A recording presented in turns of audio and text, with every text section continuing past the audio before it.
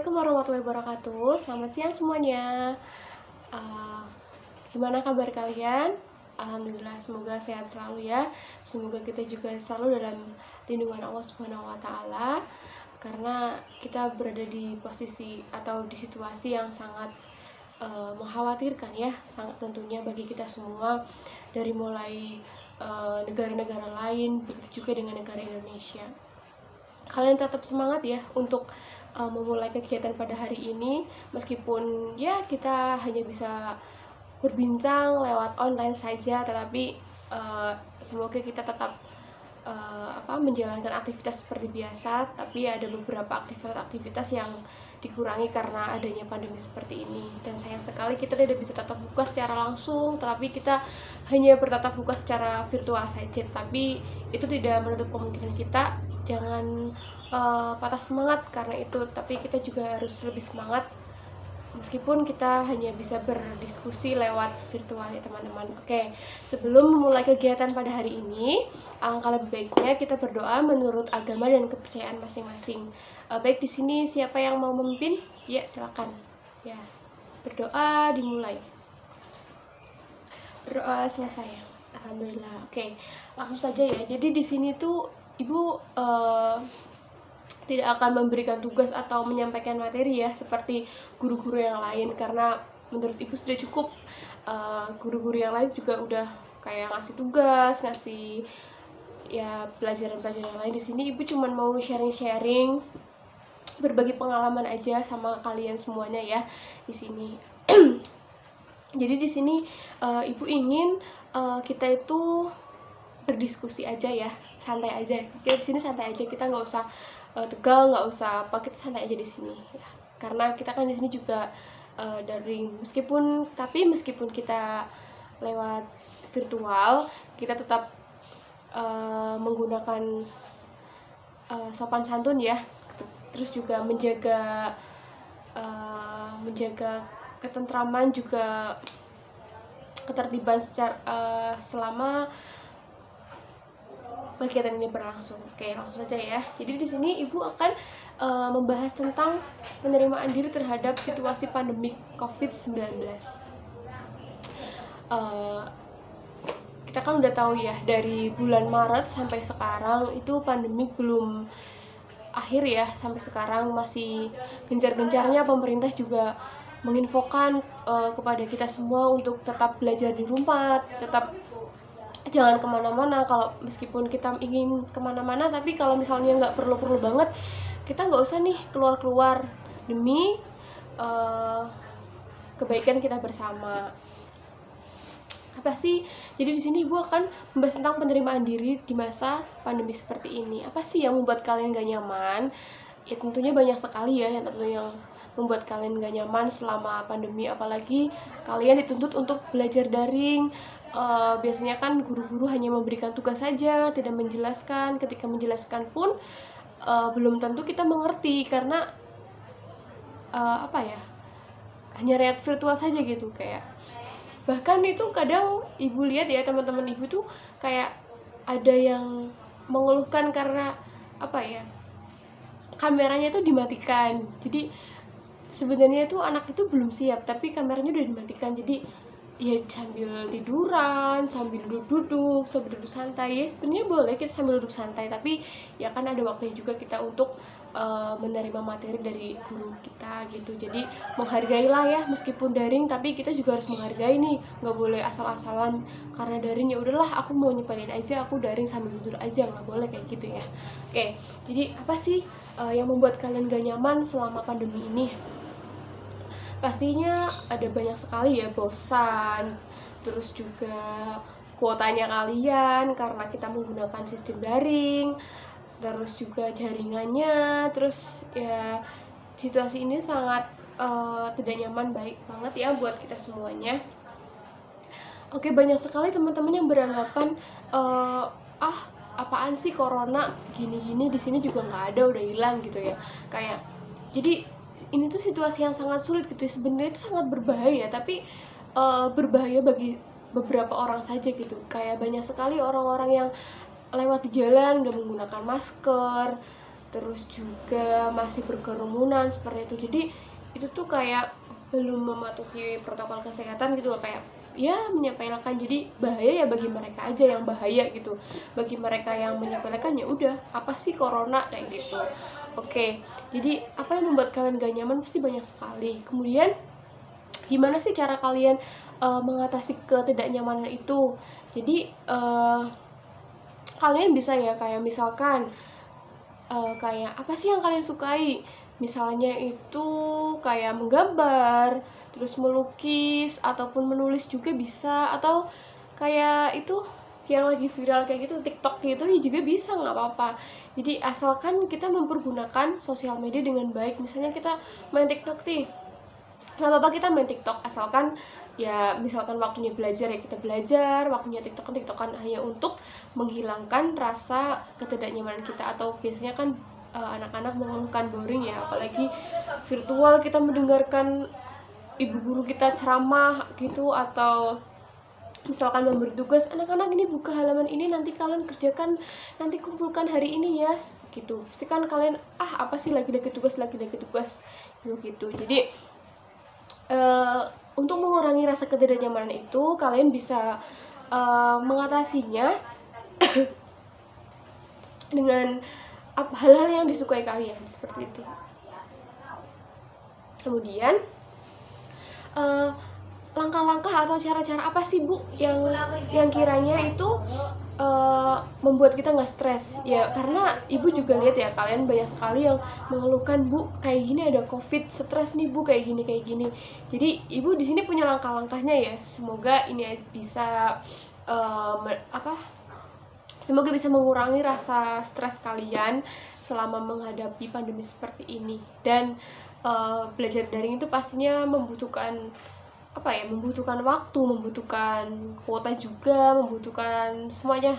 Jadi kayak diisi kepala itu kayak putek gitu ya, putek. Ya, jadi di sini ibu punya langkah-langkahnya. Yang pertama itu ada melakukan relaksasi. Jadi relaksasi di sini tuh kayak misalkan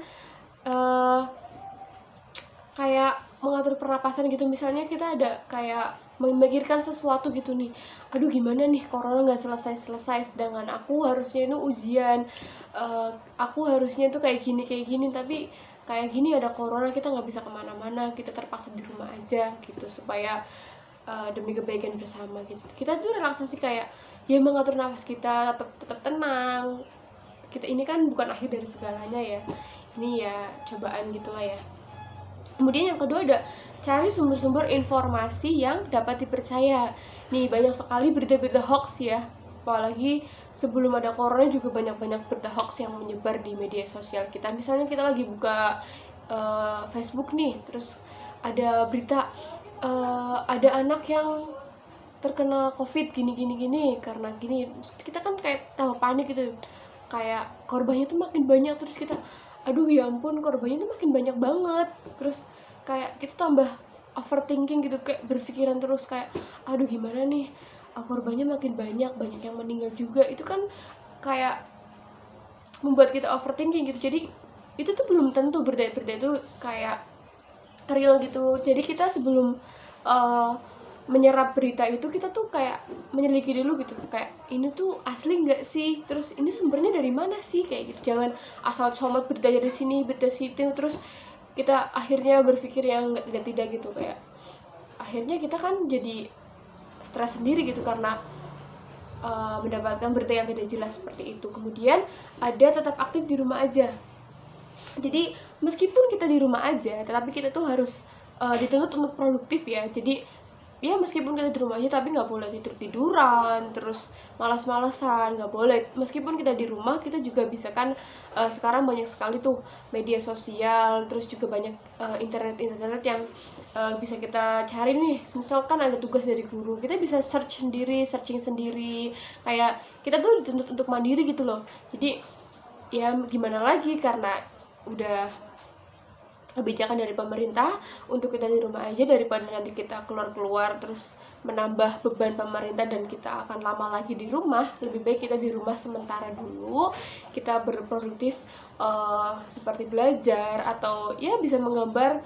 Di situ kalian juga nanti akan timbul potensi-potensi dari diri kalian yang sebelumnya kalian nggak tahu. Jadi kayak karena gabut, aku mau ngapain ya, jadi kayak oh iya ternyata aku bisa kayak gini kan, itu bisa juga dimanfaatkan. Misalnya tuh kalian yang dulunya kalian nggak bisa menulis karena ini boring di rumah aja, karena ada sesuatu nih yang harus aku lakukan gitu, terus jadi kalian bisa menulis, kan bisa di share juga ke teman-teman kalian, ke sosial media, siapa tahu nanti menghasilkan uang, kita kan nggak tahu ya. Jadi meskipun kita di rumah aja, kita harus tetap produktif gitu. Terus kemudian ada perbanyak komunikasi dengan keluarga. Oh iya, jadi meskipun kita di rumah aja kan jadi apa ya, jadi lebih intens gitu ketemu sama keluarga ya.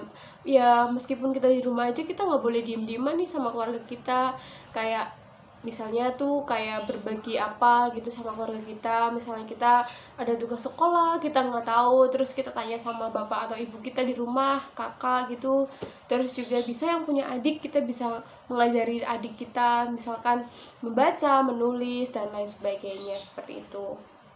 Kemudian mencoba berempati dan tidak memberi stigma. Ini banyak sekali ya, kayak misalnya, ih kamu kena corona kayak gini karena nggak hidup sehat tuh. Kita nggak boleh kayak gitu teman-teman. Jadi kita tuh harusnya tuh lebih apa ya, lebih mensupport mereka. Kayak misalkan kita harus ambil hikmahnya nih, oh iya ada yang kena corona nih sampai meninggal dunia, berarti otomatis kita itu harus lebih menjaga kesehatan kita, nggak boleh menyepelekan ya teman-teman. Misalnya mau keluar gitu, kita harus pakai masker, habis keluar kita harus cuci tangan dulu, terus juga harus pakai hand sanitizer begitu. Jadi jangan mengejudge orang yang kena corona itu kayak gini tuh kualat tuh kayak gini, itu nggak boleh, karena itu juga akan mempengaruhi pikiran kita ya, jadi membuat kita jadi stres juga.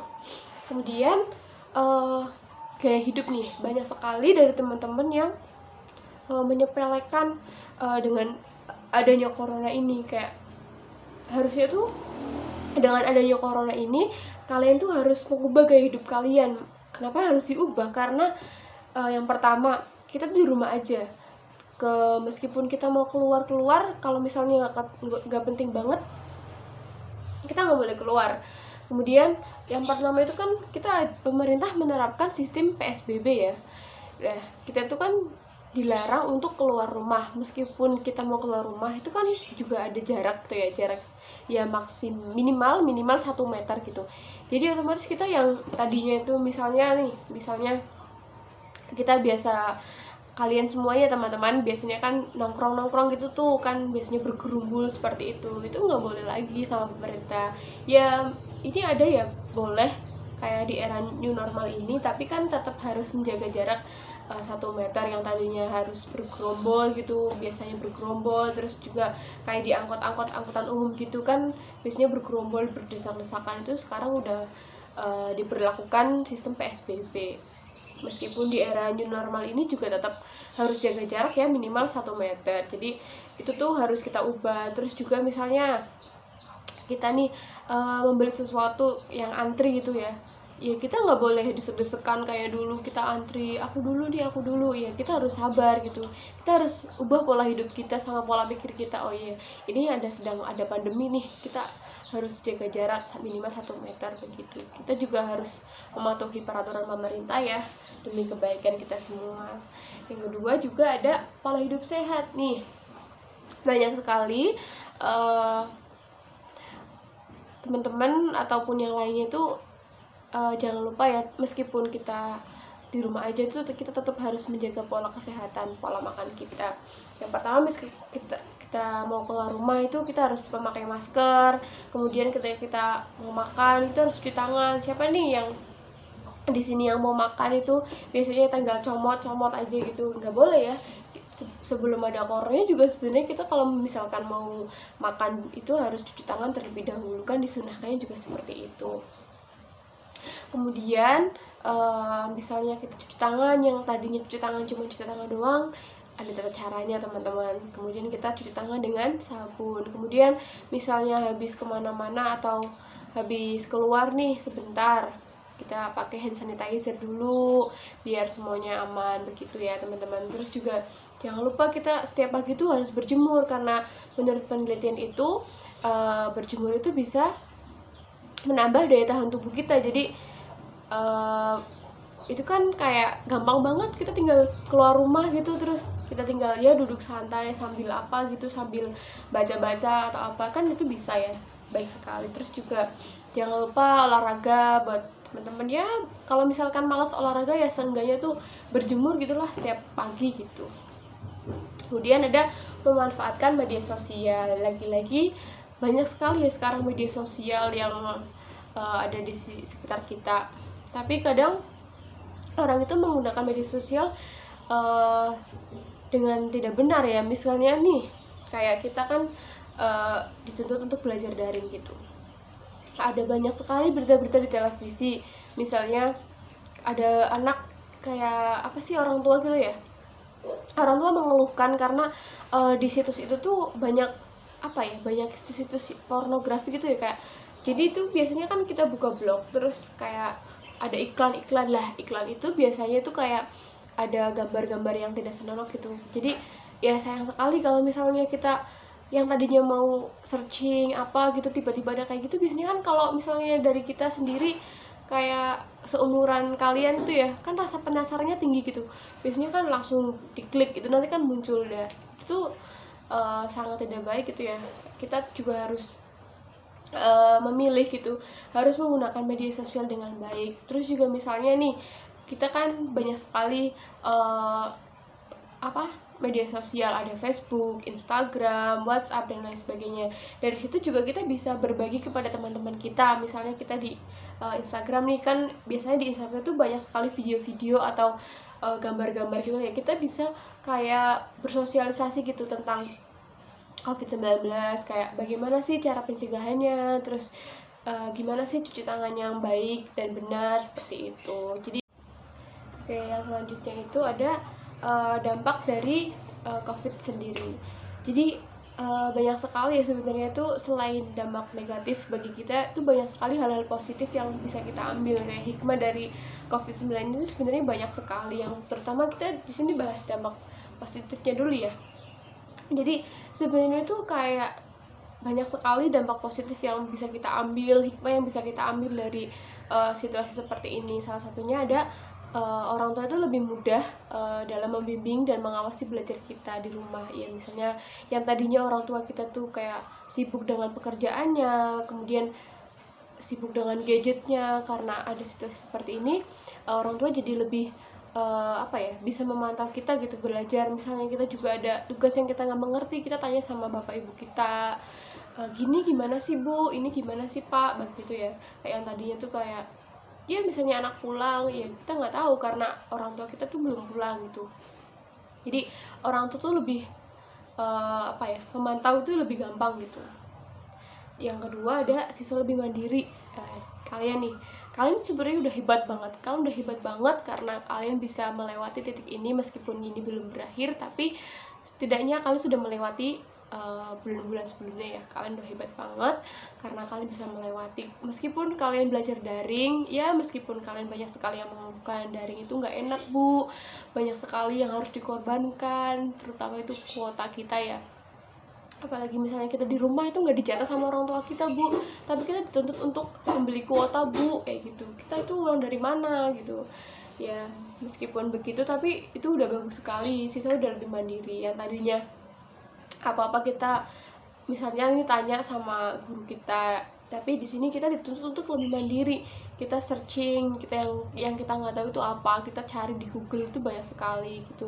Banyak juga jurnal-jurnal yang bisa kalian buka secara gratis gitu. Terus juga membuat komunikasi antara orang tua dengan anak tuh menjalin dengan baik. Jadi dengan adanya ini sebenarnya tuh kayak ada quality time sendiri ya di rumah. Kita lebih bisa bertemu setiap hari. Yang tadinya misalnya pagi nih anaknya sekolah, orang tuanya kerja, terus pulang anaknya udah tidur, orang tuanya belum pulang, itu kan kayak saling kurang komunikasi antara keluarga mereka gitu. Jadi dengan adanya COVID ini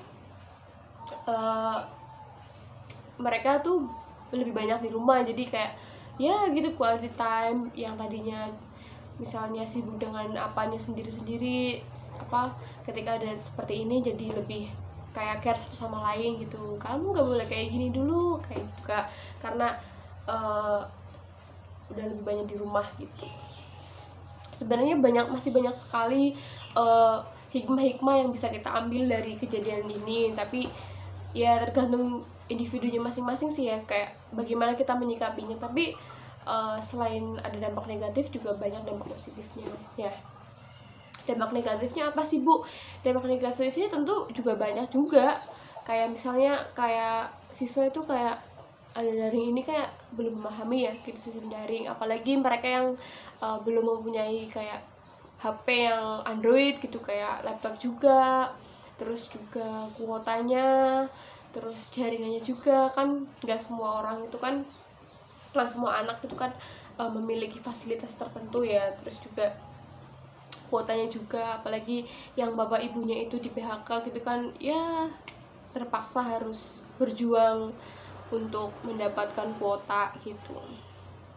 Terus juga banyak dari mereka yang belum bisa menggunakan aplikasi-aplikasi karena ya mereka biasa belajar tatap muka, jadi mereka belum mengenal kayak misalnya ada Zoom. Kalau sekarang kan udah familiar banget ya, ada Zoom, Google Meet, terus juga sekarang kan banyak sekali yang menggunakan WhatsApp karena dirasa itu kayak apa ya, dirasa itu kayak terjangkau gitu, terus semua orang juga pasti punya WhatsApp lah gitu, semua siswa gitu.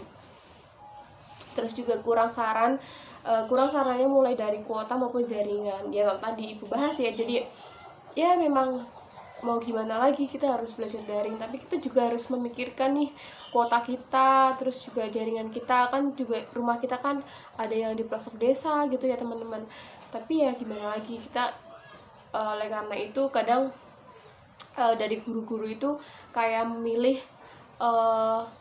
aplikasi atau sarana media belajar itu yang terjangkau untuk kalian semua gitu, seperti ya contohnya tadi WhatsApp, grup WhatsApp biasanya kan menggunakan grup WhatsApp, tapi ya gitu kadang ada sisi baiknya, ada sisi enggaknya. Sisi baiknya itu ya tadi kuotanya terjangkau, tapi sisi buruknya kadang ya karena cuma tulisan doang gitu, jadi apa ya, kayak menyepelekan gitu, kayak apaan sih ya cuma dilihat doang kayak gitu. Itu susahnya di situ. Kemudian tadi ada penyalahgunaan media, misalnya tadi yang tadinya kita niatnya cuma searching, tapi tiba-tiba ada gambar yang kayak gitu, kita penasaran nih, jadi akhirnya kita melihat seperti itu. Jadi itu ibu rasa ya kurang efektif, maksudnya ya sebisa mungkin kita menggunakan media sosial dengan baik seperti itu.